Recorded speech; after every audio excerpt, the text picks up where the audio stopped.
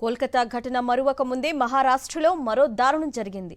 బద్లాపూర్లో ఓ school sweeper ఇద్దరు minor బాలికలపై లైంగిక దాడికి పాల్పడ్డాడు.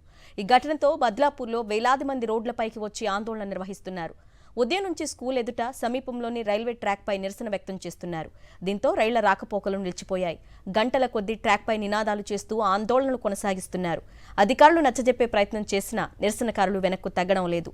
పోలీసులు ఎఫ్ఐఆర్ నమోదు చేయకుండా ఆలస్యం చేస్తుండటంతో ఆందోళనకారులు భగ్గుమంటున్నారు. మహిళల రక్షణకు ఎన్ని చట్టాలు తీసుకొచ్చినా దాడులు మాత్రం ఆగడం లేదు.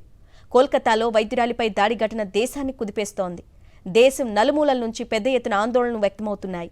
మహిళల రక్షణకు మరిన్ని కఠిన చట్టాలు తీసుకురావాలనే డిమాండ్లు వెల్లువెత్తుతున్నాయి. ఈ సమయంలో మైనర్ బాలికపై లైంగిక దాడికి పాల్పడడం చర్చనీయాంశంగా మారింది. నిందితులను కఠినంగా శిక్షించాలని ఆందోళనకారులు డిమాండ్ చేస్తున్నారు.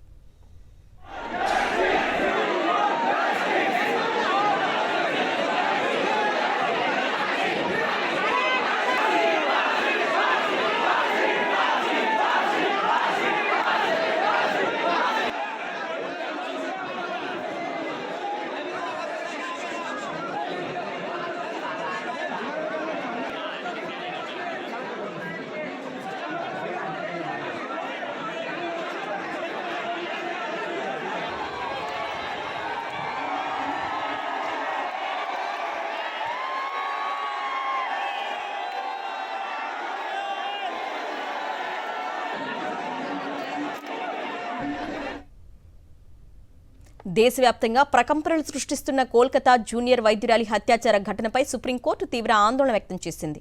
ఘటనపై సుమోటోగా విచారణ చేపట్టిన సిజేఐ ధర్మాసనం పశ్చిమ బెంగాల్ ప్రభుత్వం, పోలీసులు, ఆర్జికార్ హాస్పిటల్ అధికారుల తీరుపై తీవ్ర స్థాయిలో మండిపడింది.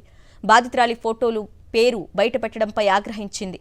ఈ సందర్భంగా ఎఫ్ఐఆర్ నమోదులో ఆలస్యం జరగడంపై పోలీసులను నిలదీశారు సిజేఐ. అంత్యక్రియలకు మృతదేహం అప్పగించిన 4 గంటల తర్వాత ఎఫ్ఐఆర్ నమోదు చేయడం ఏంటని ప్రశ్నించారు. ఈ సందర్భంగా అప్పటి ప్రిన్సిపల్ సందీప్ ఘోష్ వైఖరిని ఎండగట్టింది సుప్రీం ధర్మాసనం. ప్రిన్సిపల్పై చర్యలు చేపట్టారా లేదా అని బెంగాల్ సర్కార్ను నిలదీసింది. హాస్పిటల్పై మూకదాడి జరుగుతుంటే పోలీసులు ఏం చేస్తున్నారని నిలదీశారు సిజేఐ. అన్ని అంశాలను తెలియజేస్తూ ఈ నెల 22లోగా రిపోర్టు దాఖలు చేయాలని బెంగాల్ ప్రభుత్వాన్ని ఆదేశించింది సుప్రీంకోర్టు.